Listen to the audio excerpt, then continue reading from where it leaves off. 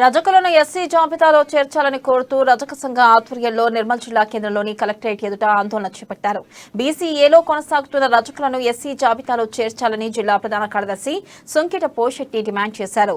రజకులు న్యాయ బ్రాహ్మణులకు ప్రభుత్వం ఉచితంగా అందిస్తున్న 250 రూపాయల విద్యుత్ బిల్లులు చెల్లించాలని, విద్యుత్ అధికారుల వసూళ్లను అరికట్టాలని కోరారు. అనంతరం జిల్లా కలెక్టర్ కార్యాలయంలో వినతి పత్రాన్ని అందజేశారు. ఈ కార్యక్రమంలో సంఘ జిల్లా అధ్యక్షులు ఊషన్న, గౌరవ అధ్యక్షులు శంకర్, కోశాధికారి అనుకుల పోషెట్టి తదితరులు పాల్గొన్నారు. నిర్మల్ జిల్లా రజక సంఘం ఆధ్వర్యంలో జిల్లా కలెక్టర్ గారికి ఈరోజు వినతి పత్రం కారణం ఏంటంటే గత తెలంగాణ రాష్ట్ర ప్రభుత్వము ప్రజలకు మరి నాయ బ్రాహ్మణులకు 250 ఉచిత విద్యుత్తును సరఫరా చేయడం జరిగింది.